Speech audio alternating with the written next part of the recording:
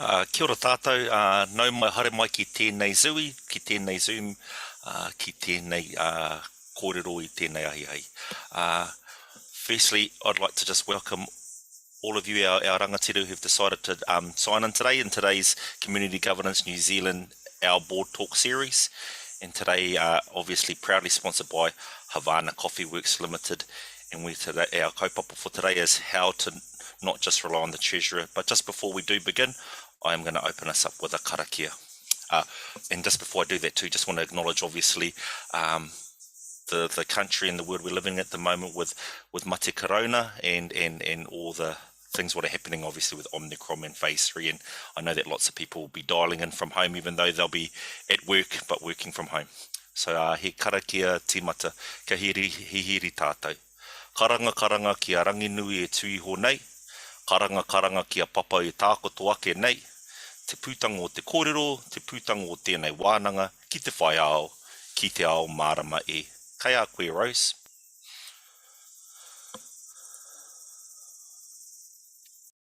Tēnā koutou katoa, nau mai haere mai.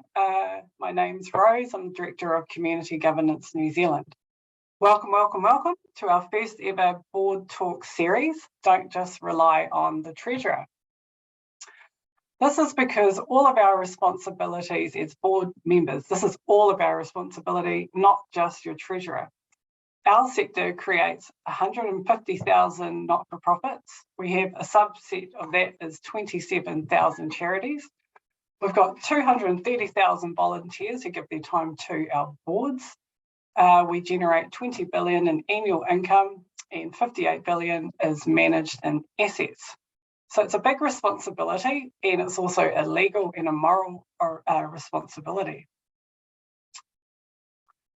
Before I introduce our guest panel today, we just want to do a bit of whakawhanaungatanga. So that's just to get to know who's online and with us today. Had a huge response, so that's fantastic. If you can just share in the chat function, we'd love to hear who you are, where you're from, and a little bit about your not-for-profit as well.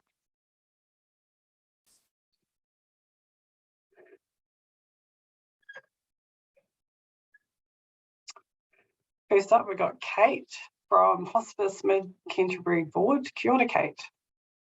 I'm not going to read out everyone's name, obviously, but great to see people coming on. Robin, got Katie, Ian, Hawera, board member for Petone Budget Service in Wellington.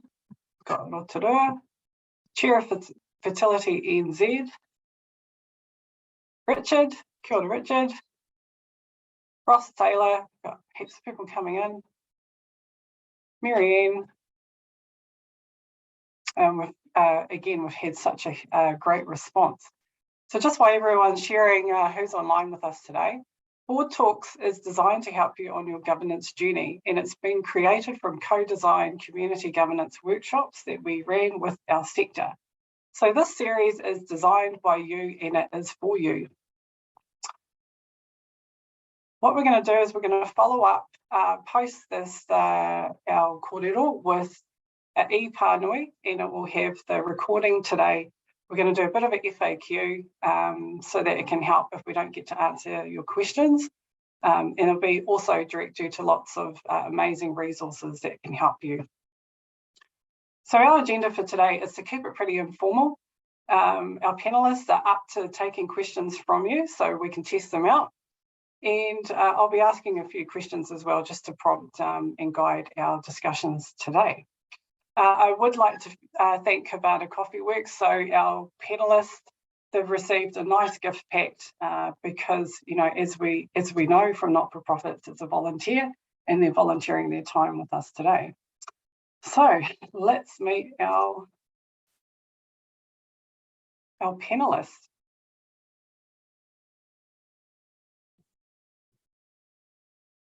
So I'm going to bring them up.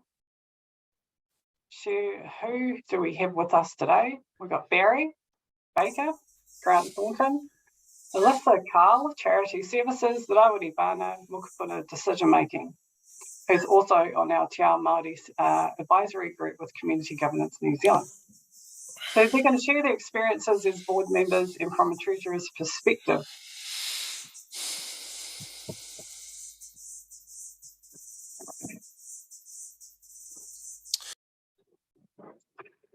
I'm just going to ask our panel guests to share who they are, and just to get to know you all a bit better, I'm going to quick fire questions to each. So first off, I'm going to start with Irawiri.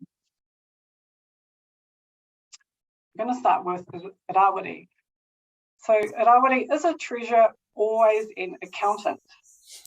No, I guess a little bit of my background. I have a strong background in iwi hapu Māori governance, and I remember our first treasurer was my nan with her notebook and her red pen and paper and meticulously handwritten notes. So in my experience, no, but I've worked through the whole spectrum from marae committees right through to being at Tauhara North Number 2 Trust, which is one of the richest Māori lands trust there is, who had a full financial team in there. So no, quick answer is no from me, Rose.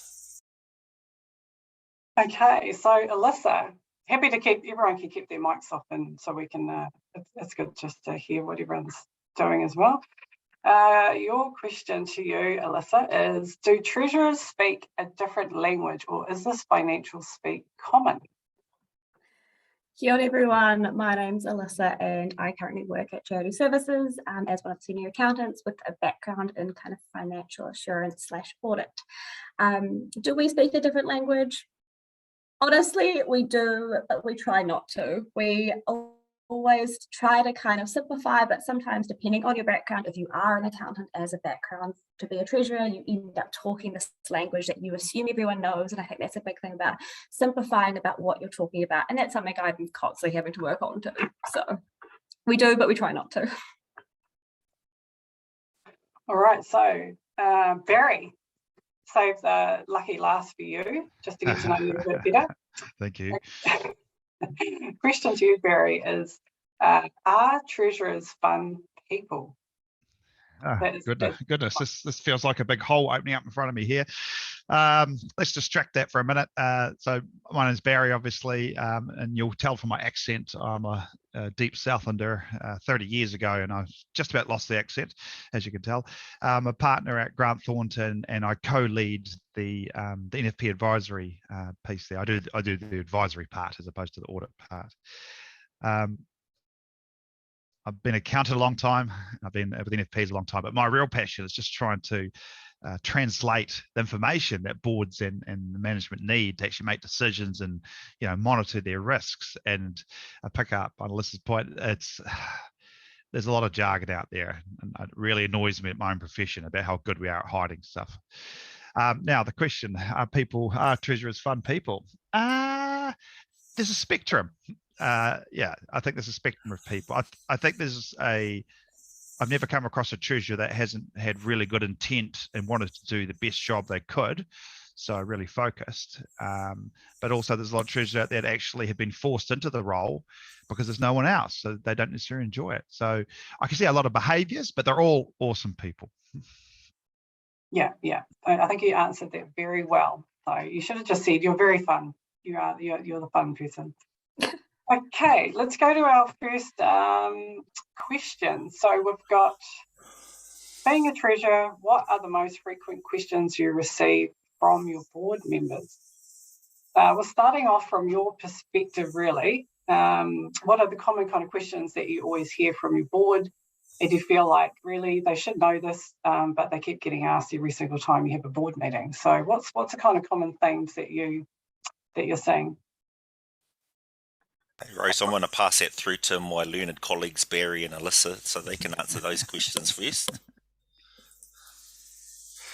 I guess I'll speak up, I'll talk. I guess a lot of the questions I hear is very much around, why can't we spend this money? We have this money here, like let's use it. And it's actually like, understanding that, hey, we have this operational cost coming up. We need to make sure that we can cover our day-to-day before we kind of spend that money. Other things, as a treasurer, I've heard often is very much like, oh, we're chasing A, B, and C up. And often it's not the treasurer has that kind of relationship. It's sometimes other board members and other people that have that working relationship. And maybe it's like a team effort rather than just going, oh, you're the treasurer, you know the numbers, let's just like keep it at you. Another big thing I think I get often is just like, oh, what do you think? What's your perspective? And we'll just follow you. And I think a big thing on a board is everyone has so much knowledge, even if they don't feel like they do, and they have so many questions and understanding from a different perspective. And it's just, hey, I can talk about what I think, but I think we need to gather everyone's thoughts before really delving into one specific perspective. That's probably me. Go to you, Barry. Just checking to make sure my mic was on. Yeah, look, I do reflect on what you just said as well. I think more recently, the questions that I keep coming back to me, and as quasi-treasurer sometimes as the advisor to these boards, is how much reserves should we have? Do we actually have reserves? What are reserves? That's a really common, and if I hear one more person telling me we need 6 months reserves, I'm going to have a little cry, but that's a separate thing. That's a bit of a fallacy. The second part is it okay to have a deficit? I get asked that quite a bit. And then the second part, the last part is the why can't you get the budget right? It's always wrong every year. I don't know. Do you want me to actually answer those questions as we go? Or just, yeah, okay. So the first one is it okay to have a deficit? Yes, if you know it's coming, if you plan it, if you got the money and we're going back into surplus, it's okay. It's when you have a surplus deficit and you don't know about it, that's a bit more of a problem. The reserves, that's a whole thing by itself. But having a reserves policy, good idea. And how do you get budgets right? You don't. You just try to get them as close as you can. But I think, picking up Melissa's point, having people more involved in the budgeting process gives you a better chance of getting it right. If you leave it just to the treasurer or the accountants, it's a hard process. That's me. Thank you. So I think that kind of leads in actually to our next question that we've got, which is what can you do as a not-for-profit to make sure your board reports are simple, easy to read, understand, and transparent? And it's kind of a question that we've got coming in from Lead. What can we do in practice to help non-treasurers understand that all board members are also responsible for the finances? So this is really the crux of why we're here today, because it's not just relying on the treasurer, who does all that kind of work and puts it in front and then answers some questions, or may not answer some questions because people aren't quite confident about what the right questions are. But what are some kind of key takeaways that we could give to our audience today that is really helps with board reports? Like, keen to explore that more with everyone. Barry, you got any ideas on that? Sarah, Mike, you're muted. Sorry, old man again. Yes, I do have a few ideas on that. No, a shameless plug. There'll be a link, I think, in the email was sent out about an article I wrote about it. But look, the thing I always talked about people is trying to have less than is more, because I think a whole heap of numbers on a page, 90% of the population are normal. They're not accountants. They turn off.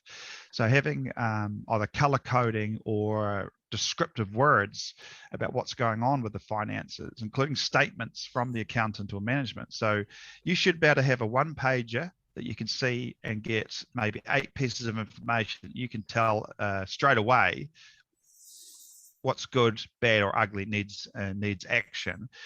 And I think also some statements perhaps from things like, are we solvent? Are we solvent at the end of the year? You know, what's their cash burn going forward? I'm not actually a big fan of putting big P&Ls in financial reporting for boards at all. I'd rather just have that can sit in the background. If you want to look at it, that's great. But having a dashboard that's got 8 areas, including risks, and they've got color coding and some descriptions, that's something I've found has worked really, really well, with the detail behind for people if they want to.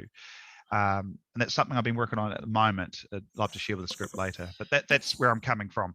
Yep. I might stop you there too, Barry, because the only thing I heard when you went to terminology was P and L, and then you said 2 other things that I'm sure were very important and probably terminology. But just for our audience, I wouldn't mind, can you kind of demystify some of the lingo here? Yeah, So, absolutely. And to be fair, I think this is part of our challenge is you sit there and you're listening and you're trying really hard, but then to hear the report, but then you might kind of like daydream a bit when the Treasurer's report.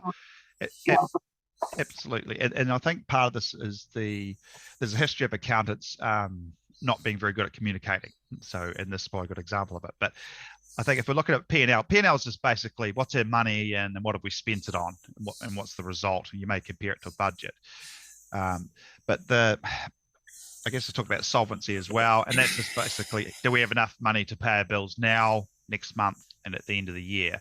And it's those sorts of things that I'd want to see as a governor to understand what's going on. I want to know what the risks are and what the opportunities are. What do I actually worry about? If the rest of it's okay, great. And then we can kick it around.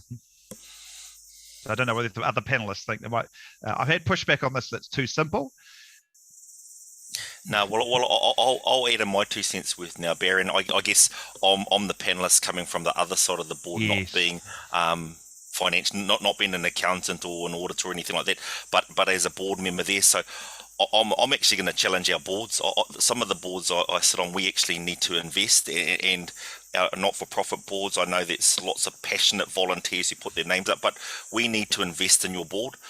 Financial literacy is 101. If you're going to go on these boards, you need to be able to read a board pack. And I've sat in lots of board meetings and just seen the nodding heads when the accountant comes and talks in, but knowing that that some board members have not understood a thing, jargony things there. Like I was going to go, yep, you've got a duty to learn that. As a good governor, you should be able to understand, and if not, you need to stop your treasurer or stop your accountant coming in and going to go, actually, I need you just to take a step back and explain it to me like I was a 10-year-old. So I've been in meetings where there's lots of glossing, like we're going to talk about EBITDA and stuff like that, and people are going, oh, this sounds awesome.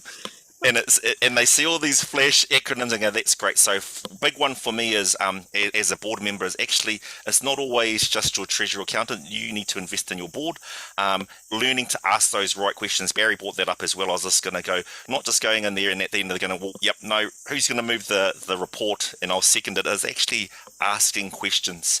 So it's that one as well. And having those, one last big one for me with finances is priorities as well. I've sat in board meetings and they've debated one section of the finances, which is the telephone, and the thing that they should have spent half an hour debating got glossed over. So those sort of things there are big for me, just from my perspective as a chair looking in.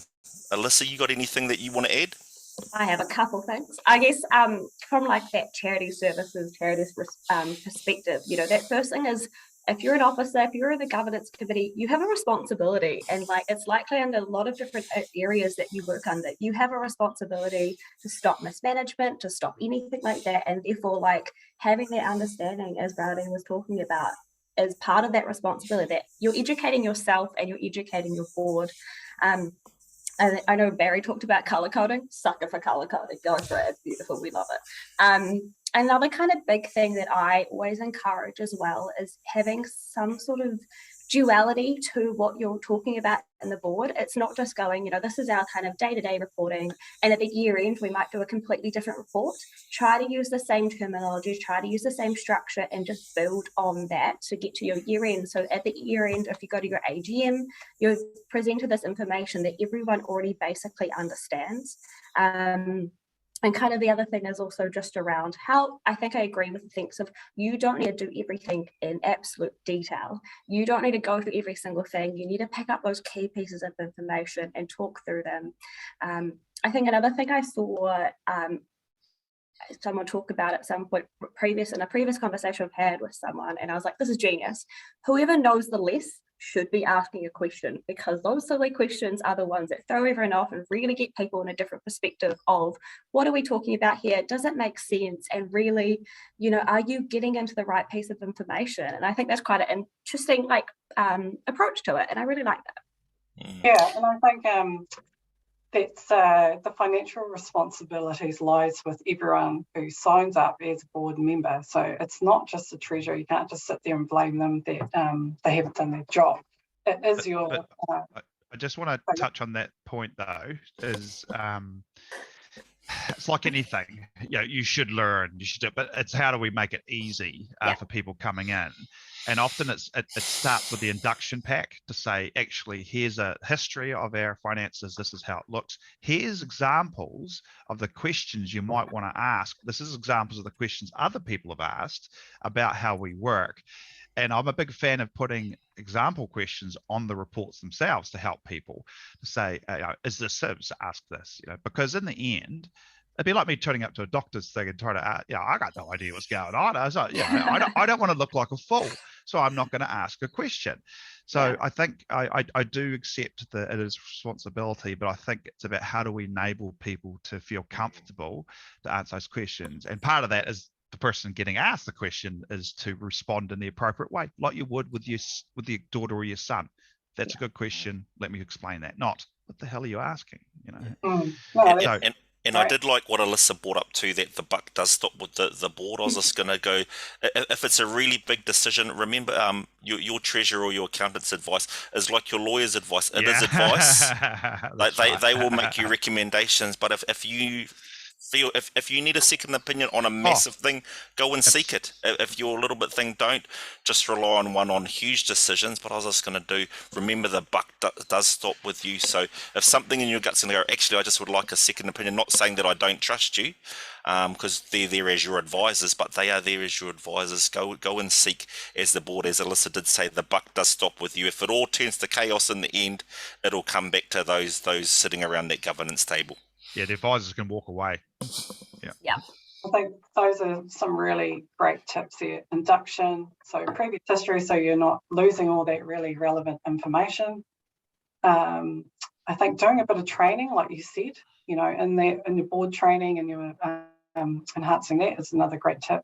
And what Rawiri was saying as well. So I think, getting independent advice is always really, really, really good, especially if you're not really clear. So I think that's a really good point. I think we've got a question. Sorry, I was just going to say, it can also be as simple as have a cheat sheet of what all the terms mean. It's such a big thing. It's such a simple thing. Have that ready to be like, when we talk about this, and we've already had this conversation about what's P&L, what's that like, just so people feel like they're asking the silly questions, they can kind of get into that kind of mindset. What are we talking about here? Just basic stuff. And look, I'm picking up on that point. We do that too with our clients. And then what I also do is I name the columns. So column A, and you have a little thing down the bottom saying column A does this, column B does this. And it stopped a whole heap of questions that I didn't realize existed. Yeah. Actually, I will do a plug for some of the work that community governance have done, because we have created a board pack around finances, and we've broken it down and demystified it, and we've given tips around what do the terminologies mean. So we'll be sharing some of these kind of tips and resources out after our webinar. Yeah, board side for me, Ray. Sorry, board side for me. I just want to reinforce that as training. That conference to Fiji is not as important as you being understand your financials. I was going to go, if you've got a PD budget for your board, I know conferences and workshops and all of that stuff is great, but they really do need to understand this first and foremost if you're going to put your hand up as a board member. What I should do here is say, has everyone got any last words before I move to? I think I've said enough. Yeah. We're good. Sorry, Rose. Great. It's the Havana coffee running through my veins. I think we've got a question coming in, which is around key question: what would you recommend board members ask of the treasurer about the report? So this is actually our next question, and this is: how do we ask the right questions at the board table? Do we spend enough time understanding our financial risk and position?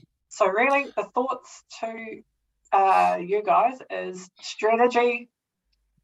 How do you deal with this? How do you ask those questions which aren't just around your quarterly reports? It's getting into the risk. Barry, you already up, I'd love to hear your whakaaro around the right questions to ask. It'd be awesome. I'm going to roll out my typical ones. So things like what caused the difference in the results of the budget? Will it happen again? Things like we seem to be doing really well this year. Is that permanent, or we just haven't spent the money on time? I'm concerned about we're behind on the budget. What actions are in place? But the most important questions are, I'm sorry, I don't understand. Can you step me through it? I'm sorry, I still don't understand. Can you describe it in a different way? Alyssa, from you? I think something that people sometimes are afraid to ask, and it's kind of important, is just what are our actual goals here? What are we trying to achieve, both from, like, obviously from a financial perspective, but like from a not-for-profit perspective, like what are we trying to get done the next 3 months, the next 6 months, the next 12 months? And you can kind of use that as starting to understand where you want to be, what you want to do, and whether or not your finances can get you there. So I think that's quite an important range of timeline as well. No, I really love what Barry and Alyssa have said, and that's the game for me. It's that little slogan, don't make assumptions because it'll make an ass out of you and me. So that one there is just, don't make assumptions. Don't go, oh, I don't need to ask that question because I sort of know why we're in that position. Go and ask your treasurer, actually, like Barry said, step through so we do know. You don't want to be getting 3 months, 6 months down the track and we're not going to get out of this. So that one there is a really big one for me too. So love those partai, Barry.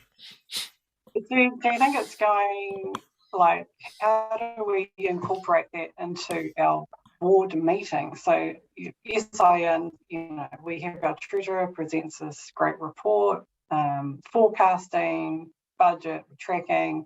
Okay, that's cool. But we're running out of some money and we've got some funding contracts that have stopped, but this doesn't get raised. So where do we carve out in our board meetings time to kind of discuss the big questions around the financial sustainability, around longevity, around risk to your organisation, overheads, costs? Like, when do we start getting into that rather than just saying the kind of balance sheet? How do we tackle this? Just before Barry and Alyssa answer on this one, Rose, I just want to say, like, for me, it's timeliness of getting my information.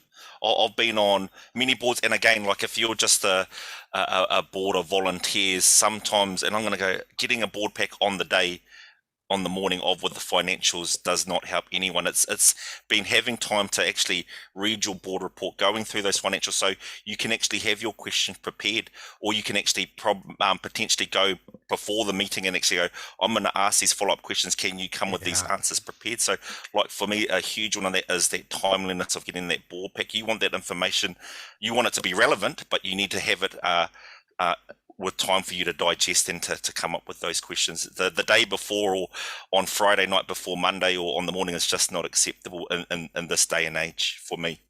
Also relates back to the minutes of the previous meeting. Like, oftentimes you go into a meeting and you're like, oh yeah, we agree on the last minutes.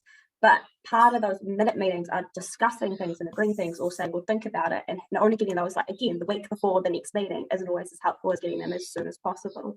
In regards to, like, the question Rose is presenting, I think a big thing for me is using kind of a cash flow approach for that forward looking. Like, do you just know what your generic ins and generic outs are going to be for the next little while? Are we still working well for the next little while? And then, okay, now we understand where that's coming from. How risky is this? Are we sure on all these incomes and outcomes? Or are we kind of unsure about where everything's going? Where do we think our budget might need to change? And again, you're back to your budget conversations and how often you need to talk about how much flexibility we have in that. And do we think are we confident in the next 12 months? And I think that's quite an important question. But yeah, just that having enough cash is kind of a key thing for a lot of kind of boards as well. So I've got a couple of questions coming in around maybe scaring people off if they're financially responsible. Then they're like, oh, I don't want to lose my car or my house or something if I sign up to a board. Absolutely. But also, and I get what you're saying, Alyssa, around asking these critical questions, except you kind of sometimes maybe don't know what to ask. So how do we, my preference, and I often say, I think we should do strategy meetings within your board meeting, and you set out a time to have these discussions. What do you want to achieve in 3 months, 6 months, a year? Have you got enough funds? And you have those kind of questions so that demystifies the financial element, because it's bigger than just receiving a report. Any comments? Yeah, I think too that one of the problems is you often have revolving members on boards as well. So by having an ingrained either into the induction, the charter, the meetings, these questions, it's about process rather than individual information. So if you say when we're looking at finance myself from before, but having that as part of the board training pack, or having a board training pack, is really important, because it doesn't matter if you come. I've got a lot of organizations, representative organizations I work with, and they sometimes every 2 years completely change the governance group, which is just a nightmare. So we've found building in those elements into it, and say in a work plan what happens during the year. Really love the concept of giving time. I don't know, board members. It used to be the old days. You could check to see if people had turned over the papers because you see on the staples. These days, there's electronic ways of tracking that. But in the end, I used to get really mad with it until I realised I was not making it easy for people to absorb the information. We didn't give them on time. Using a software is a little plug for like Board Pro or something like that. You can talk about between meetings. You can track all this stuff. I think it's a great idea. It's a really tricky one, because I think you got to be really careful about putting too much detail again, because a lot of stuff we're talking about, people just don't understand it. So there is a degree of trust. In coming back, and I know you've got a great article. It feels like we're plugging everything here, but this is we do have some great resources that we are going to share. No, but we've got some fantastic resources like that designed to help address some of these kind of questions. But I think the traffic light system, and I know Lauri's, he shared that, we've shared this in our Te Ao Māori advisory group, is to go with colours, because, and we've done this in our board pack too. It just says like green, yes, you're on track. Orange, maybe not so much, you need to have a chat. Red, critical, urgent focus. And I think those colours really, it's really great, because everyone kind of understands it. And if you can't, because you might be colourblind, I know that often is the case. Textures. It's the text, but sorry, no, texture. We've got reports that people would change the text so they can run their fingers. Oh, nice. Yeah, that's helpful to know. But I think the visual and getting that so you can quickly kind of see is really practical, and really does help. And it's not about us today trying to teach people how to suck eggs, because that's not the point of today. But again, and this is my perspective as a board member and moving into chair. I've been on boards where the chairman wanted to finish at 8 o'clock because he needed to watch a TV program. So those ones there, again, this talk is about not just relying on the treasurer, but you need to also give the treasurer or the accountant time. You just can't go, all right, you've got 15 minutes, or you've got we're going to stick to time because I want this meeting finished by 7:30 p.m. I was just going to go. Again, for me, giving respect to your advisors and stuff, and giving respect to your position on a board, is a board meeting takes as long as a board meeting takes. I was just going to go, you do want to have parameters, but you don't want to just go, you've got 5 minutes, present, away you go, because you're never going to get those questions. So again, I'm trying to also give mana to Barry and listen to them. Like, they spend lots of times making sure that we stay solvent, that we're above board, and so we need to be as the board members also giving that time to be able to go through things properly, not just because, oh my gosh, I want to get home at 7 o'clock to watch Shortland Street or something.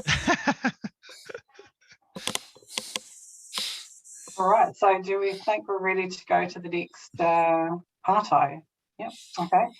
So this one is around many of our not-for-profits have service agreement contracts. So what should we do when managing funds? Often it's multiple funding and multiple partners. And what are some of the examples of getting into difficulty when managing these funds? How do you present this so it looks really easy?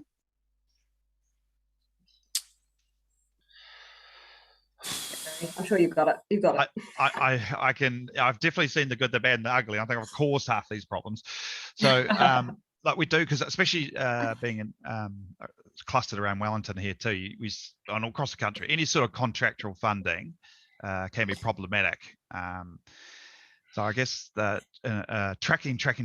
That's probably using a software or something to actually put things into pots. So when you spend money or gain money, you can see what's going on, and then pull them out.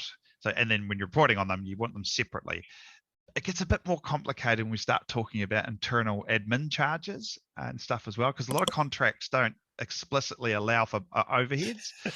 Yeah, I can see a few smiles here. So I've got something called I'll share it with it's just between us friends here, a organizational development charge. So that's something you apply 10 or 20 or 40% of each contract, if you can, to actually push it back into the organization.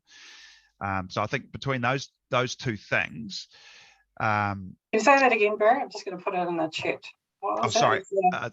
So it's basically an overhead charge. So because each contract, or a lot of the ones, if we can, if it's not specifically excluded, and if it's grey, then that for me is permission, is we will say out of each contract, 20% of that is actually set aside for the back office running of the organisation, because a lot of contracts are silent on that.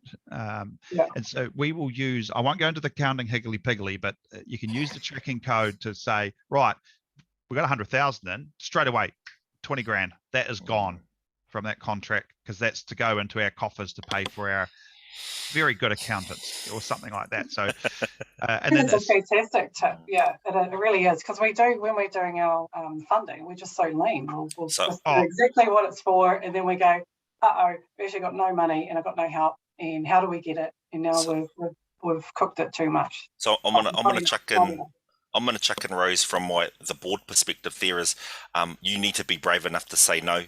Not for profits. We live in an adversarial world where government will throw contracts in, and there's not a lot of fat on these contracts. So I think as a board, you need to. I know we need money to operate our programs, but be brave enough to say no. If it's break even, and you got to take in like this world with weird COVID, things are going to go wrong. You need to, as Barry said, have enough fat that you're not running a contract at a loss. So that's my one there is be brave enough to say no to some of these contracts, or push back on them and go, well, that's not going to work. If you actually do want this to go ahead, you're going to actually have to up the money. And I was just going to go, don't buy into the government game, because they'll chuck a bone in and watch 6 non-for-profits fight over it and just keep on cutting the fat off it. So that's my tip from the board side. For me, I think Barry stole my notes actually, because I was just gonna because my thought was just, it's all about tracking. Honestly, it's all about knowing exactly where you are and where you can go with this, because from an accounting perspective, you're going to have to report on it. From a board perspective, you need to know where you're at, so you can kind of know where you're going and what you've already done. Because I think that's another big thing, is people get slipped up because they go, oh yeah, we've either run out of money, or oh, we actually spent that money elsewhere. We probably should know, and now we have to follow up on it. Another thought is also just I'm aware of a lot of kind of charities in our world that consider getting other kind of assurance practices on those specific funds, if it's applicable for them, if it's appropriate for them, getting a little bit of assurance on it from that external kind of auditor potentially, just to keep that certainty over what they've actually spent, if it's big enough and if it's worth it. But yeah, tracking, always the tracking. Hey Rose, I'm just looking that we've got 20 minutes left, and I know we've got our set questions, but I think it'd be really cool for our people who've dialed in. Maybe we get to some of their questions. Yep, I think we've kind of been answering them, I think, as we go. We've got, just thinking, next. If we missed your question, just repost it. I'm sure we'll get to it. Yeah. So I think we'll go to our next question, because then we're in an open kind of forum, so we've got a little bit of time. So that's, what are some key points we should look out for that aren't always transparent, and who would you raise this with or seek advice from? It's really around risk, and if you're seeing something or you're not quite sure, what do you do? I'll pop it here. I guess kind of from the perspective I come from that charity services, you know, charities are self-regulating. You have to ensure that you're working through all your own kind of individual disputes and sort of thing. And I think a big point is just consider what you think the nature of the issue is first before you kind of push. It might just be a misunderstanding. It might just be a question you need to ask. It might just be confirming with someone, either be the treasurer or it might be the chair, just like, hey, I need to talk to you about something. Can we just discuss this? If you think it's kind of getting to a worse point, I think you might need to start taking some external avenues, you know. From charity services point of view, you can make a formal complaint through our website, and then we go through the site sort of mismanagement sort of work. But I think it's just, it depends on the risk, it depends on the issue, and a lot of time it might just be that conversation first before kind of going hectic on it. Yeah, because sometimes it can be paying too much to a provider, or not enough kind of due diligence around appointing contracts or roles, you know. So how do we address that too within treasury, like in reporting? From my perspective, I think the first thing is always like have at least two options. You know, a big issue is, you know, people go into like the old cousins and like they're like, oh, we got a deal, so it's fine. Just have that second review and second kind of comparatives, and you can start working from there. You know, recently I've worked with like a charity who, like, their big thing was like, do we actually need all of this insurance? You know, we're paying a lot of money for it. Why? And it's just, if the one person asked that question and all of a sudden we saved a bunch of money, you know, it was just that, and it's always that asking question point. And the second it got there, it was great, but no one had asked before, so we just rolled it on. So that's like another thing. That's totally right. It's totally right. I see Barry was kind of wincing, so I'm not sure. Go, Barry. Was there a question? There's a couple of things, I guess, from a practicality point of view. Applying procurement rules across most charities just don't work, because they. But I do like the concept of simple, because I like simple, and something is better than nothing. So I think having a couple of options every time you have a reasonable contract, it protects you. But I've hardly seen anybody ever challenge that. It is hard to understand, and actually it's hard to understand looking at finances. Are you paying too much for something? How do you know? I think what I guess I'd talk about more is watching sort of body language or cues from the people presenting you information to try to red flag or trigger them. So there's certain things, you know, if they won't explain, no matter how many times you're asked to what you can understand, that it doesn't necessarily mean something bad's going on, but they might not be the right person or need some help, because if you can't understand, even asking questions, that's their problem, which becomes your problem. I think if they keep coming back and say it's bloody budget or timing differences, for me, that's a real red flag, because that means they don't really understand what's going on, or they don't want to tell you. Late information. That's a good one. Constantly late information, or the people you're asking getting snotty. You know, I'm not talking about you yelling at them across the bench, but if you keep asking questions you think are reasonable, including the ones like procurement and that, you know, is it my cousin George, you know, doing this? If people overreact or react, for me, that's another big flag. And then I guess if you're thinking about who you ask, typically if I'm uncomfortable, I'll talk to the chair. If there's management, if there are management, might talk to the CEO, might talk to the accountant. Then I'll start cascading out to say, well, what's some of the board members that has influence? Might have a chat to them, been a long time, I've got mana. And then otherwise you might, it's a problem if it's getting on that, you know, it might be charity services, might be a different advisor or someone in your network. I can guarantee if you go out to your network, maybe with no names, and ask this question, there's other people about to give you a bit of a guide. You know, you can say, is this a reasonable, am I just being a bit sensitive? You know? So I think from a process point of view, that's what I've found worked in the past. Start with the chair though, but the trouble is if your chair is not strong or is part of the problem, it's really hard at that point, which of course never happens. Yes. And again, another plug for community governance. We have amazing Tuakana Taina chair mentoring program. So yeah, it does help with that. Because a good chair is worth their weight in gold, even though we don't pay our chairs very much money, if not anything. So there's something, we're going to go to our wrapping up and our questions from our community online. Now, anything that we've missed, and we'll scroll through.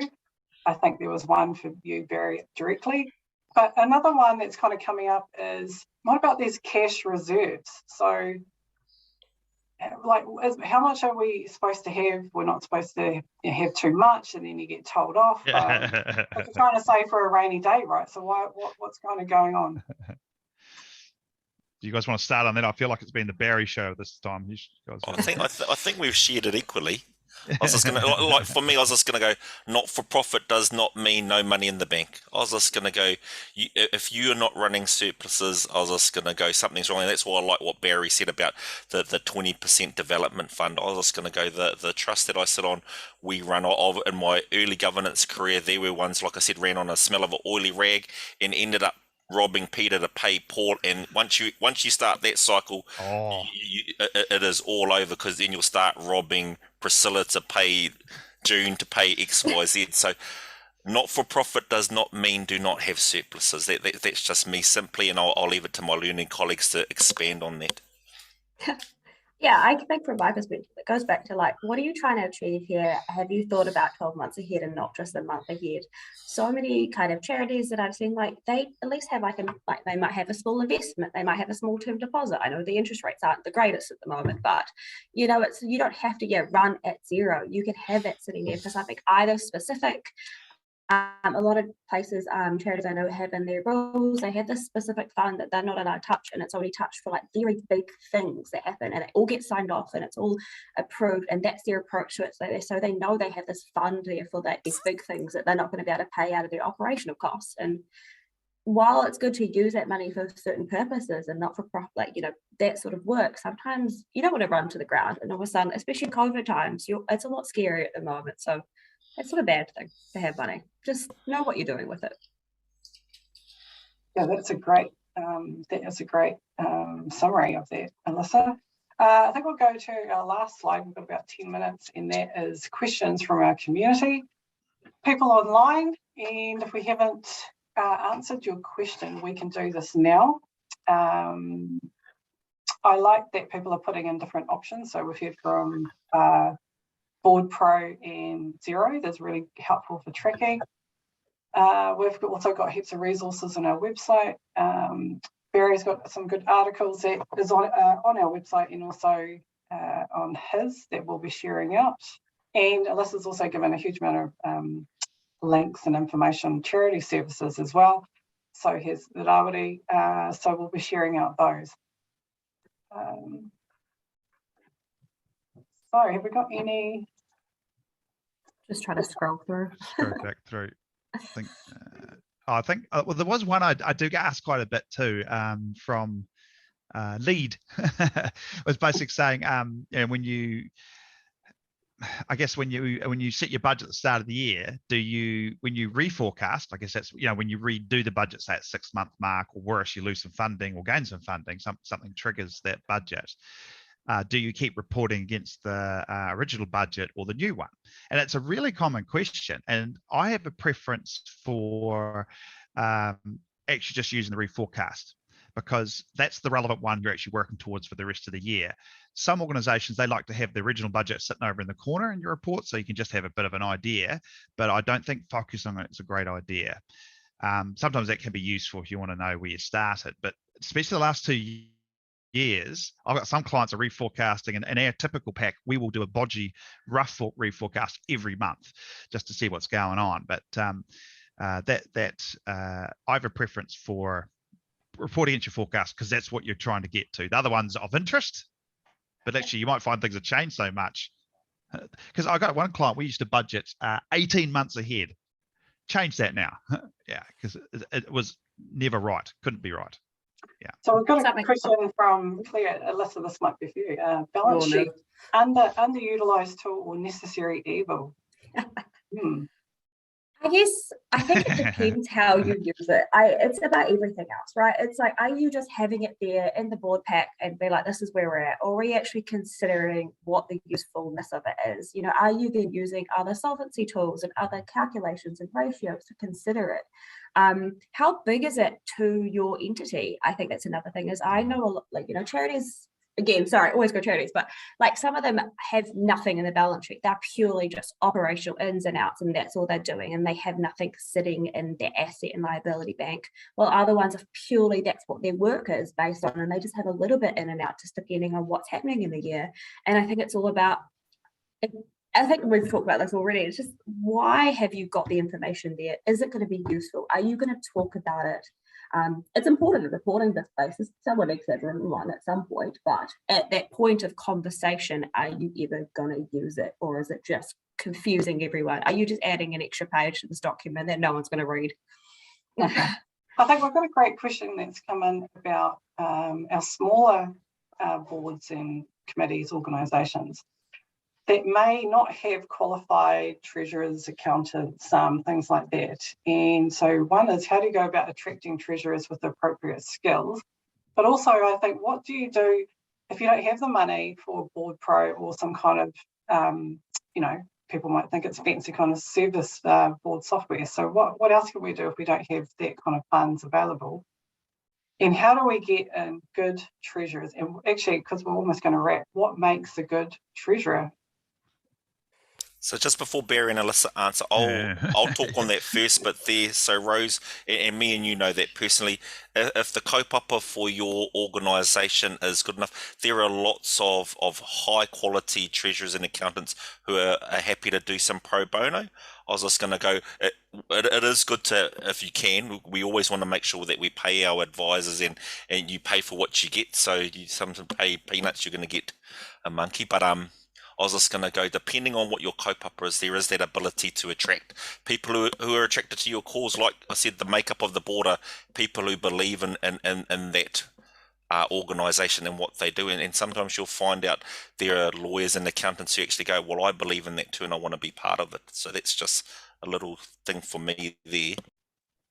Yeah, one thing I will say, because oh God, the generation below me, let's say, especially in the professional accounting firms, those guys are really interested in helping, but they obviously don't know how to start. And I've got a lot of, even in my teams, if you ran into an accounting firm and said, look, well, some of your young guys and girls, do they want to come on and be the treasurers? They've already got the basic skills, because they will want to develop, and also the social aspect of it. So approaching your local accounting firm, and get the kids. If you get, sorry, kids, the young ones, they're also students. Well, not even that. I'm talking about the first and second years. They're also ridiculously bright. So that's something that I would, if I was sitting looking, I would go into the local to get, because they want the experience. Just don't expect to have them for very long. Yeah.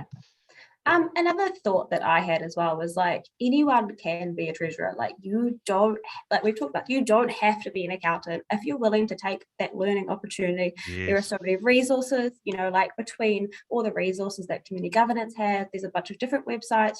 I have one-on-one clinics with people who aren't accountants, who I talk through that Tier 4 reporting, and we just discuss what it means and how to talk to their board about it. There's heaps of options, but yeah, you can go back to that point of, the way I've gone into governance committees is because someone's gone, like, you're an accountant, do you want to help out? And it's always been something I've been quite passionate about, or I've been associated with. And I think that's just where you kind of end up going. It's all about that connection and networking and finding people who are already in the environment. Do you have a not-for-profit that has like a group of people you guys already work with? Are one of them interested in joining? Are one of the younger people interested in joining, to try and get that generational piece through? And if they don't want it, they might know someone who does as well. I think you just got to reach out, and a lot of charities feel like they're kind of shrinking because of the fact they can't get anyone on, and they just need to start reaching out. I think that's a totally great point, because often as a not-for-profit, we're looking at the top. So everyone's kind of looking at the top. We need expertise, we need advice. Let's go to Grant Thornton, can't afford him. Let's go, Alyssa, free advice, but she can't help us out every meeting. Same as we're kind of going to the top, but then we need to kind of, like Barry's saying, we get in and ask for people who want volunteer experience on the board.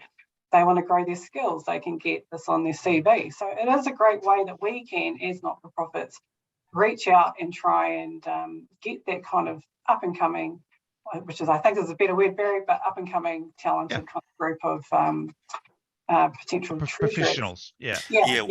And not Well, just not just accountants, lawyers too. They love this stuff. Yeah, they love it. Yeah. Good CV for them. I've been approached by one of our tertiary providers, Rose, and they literally have 10 third-year students who they said, their tutor said, I'm willing to farm them out for 3 days a week to whoever wants them because Wow. they need that in-work experience. I was just going to go because I guess with that COVID, when lots of stuff had been done online and stuff, and lots of agencies have shut up shop, so they're not taking in as many. So there are opportunities there, even reaching out to those tertiary providers who have accountant degrees, and that you'd be surprised at how many tutors are going to go, I have got a pool of students that we just need to get out in the industry. Yeah.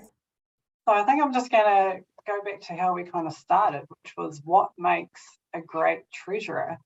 So I'm just going to put my comments in here rather than tell you guys. I think good looks. Alyssa, we've got that covered, and smart, although I wouldn't put my hand up for a treasure. Smarts and making it simple stupid. So I think that would be kind of a key criteria. Do you guys agree? Yes. Yeah, and the last one for me on just to add, Rose, is a great treasurer for a board treasurer needs to be someone who can communicate. We all know, and you never want a stereotype of going to go, you're an auditor the way they speak. I can pick the auditors, so their minds are brilliant, but necessarily in communication not so. So being for me as and I'm talking from the board perspective, making sure that whoever you get is a communicator, because they may be the most amazing person technically, but not be able to communicate that to your board. Right, so we've got about 1 minute. We're going to go to our last slide. We're going to do a wrap, and I'm going to say a big thanks to our panel. So amazing, Barry, Alyssa, Rawiri, thank you so much. Wonderful audience, and sponsored by Havana Coffee. You can visit us at www.communitygovernance.org.nz. Thank you so much. Yep. I think if we can go to our panel right now, and everyone might just want to do just the last kind of some final words, and then we're asked Rawiri to kind of close us out. So again, thank you so much. You guys have been amazing. I think you've had a very good host today, so that has helped. But should we go with Barry and then Alyssa, then Rawiri? I think it's just going to be a big effort for us, and we've made a promise that some of the questions that we didn't answer, we will send out in some form or another. And if we can, the chat, and basically because we've talked about a lot. So I think having a few resources afterwards would be magic. And of course, read my articles because they're all awesome. Thank you. No, shameless, but yeah. Same kind of plug. We have so many resources on our charity services website that are applicable to not just charities but not-for-profits in general. You know, if you've got any questions, we've also got contacts like just info@charities if you have any questions, as well as just, I think the key thing here we've talked about is you just need to be enthusiastic about what you're doing. You can get it, you can learn, you can teach, you can ask, but have the enthusiasm in that first place, and I think you'll be fine. And just while I finish up, and there's still someone, so Kate, Rose and them will make sure all the links to Barry and Alyssa's articles are available on the NZCG website. And I just want to finish up by saying big thank you to Rose and Amy from Community Governance New Zealand. Big thank you to Havana Coffee for sponsoring the board talks. And I'll just finish up with a karakia whānau. So he karakia whakamutunga, unuhia te punga o te waka. Kia rewa ki runga, ki te rangi e tūnei, haume hui tā ki. Ka kite whānau. Ka kite, thank you so much.